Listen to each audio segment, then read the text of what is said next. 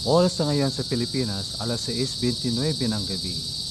Ako po si William Orbit Kumilang, taga-barangay Karamutan, Villasis, Pangasinan. Isang brain stroke survivor na ngayon ay PWD, person with disability, but by God's grace, ako po ay may silbi for His glory.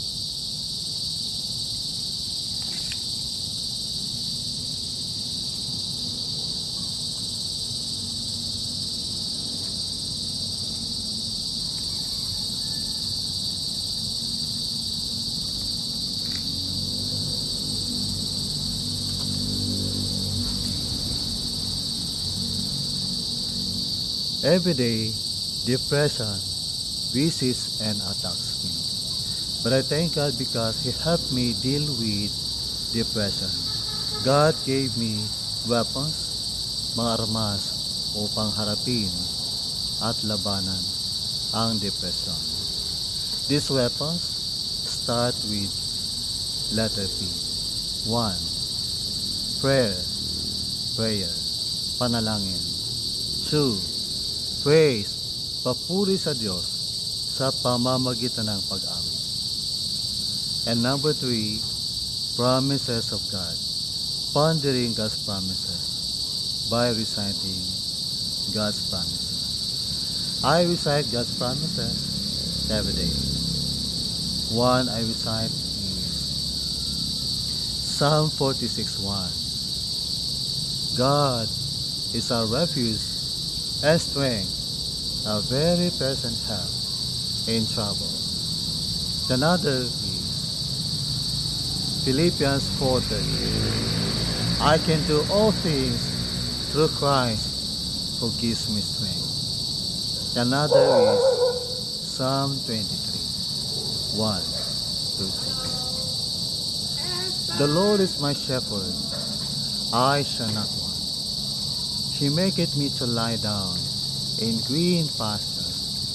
He leadeth me beside the still waters.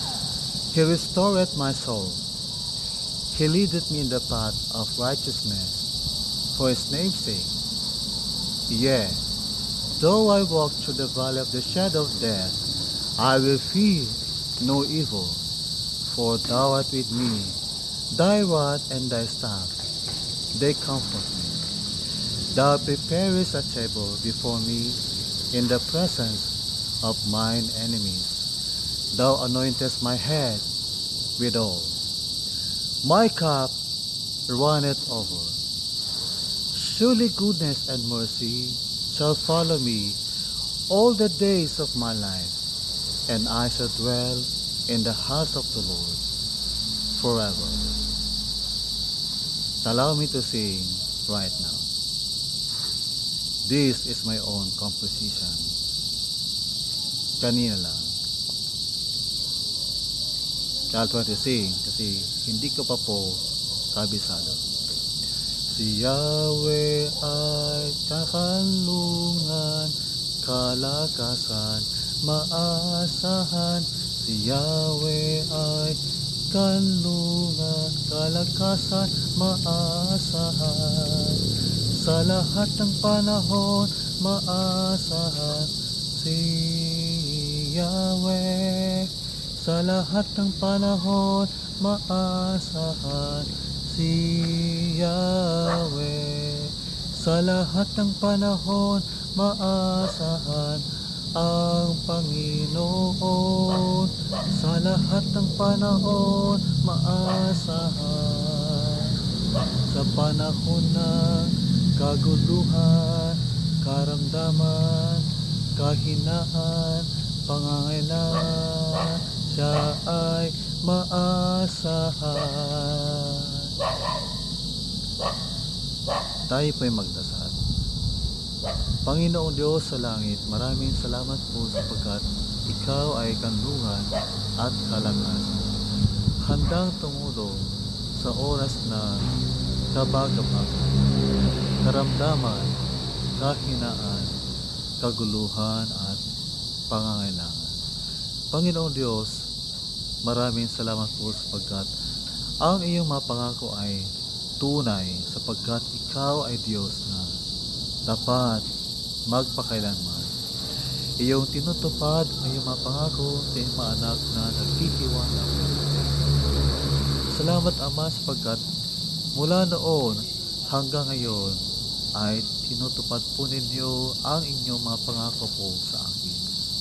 Kailanman ay hindi niyo po ako pinabayaan. Kaya ngayon po Ama, kung meron pang viewer na may pinagdadaanang karamdaman, kahinaan, kaguluhan, problema sa pamilya, problema personal, problema sa relasyon, problema sa trabaho, problema sa iglesia, kahit na anong problema.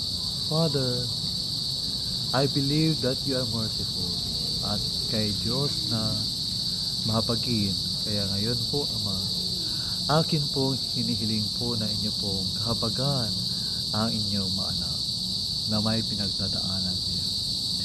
Kami po inyong patawarin sa aming mga pagkukulang at mga kasalanan.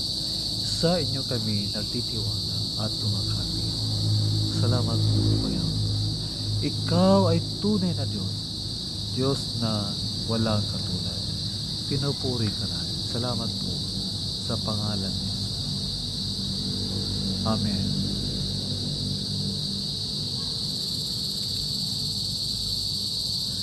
Magandang gabi po.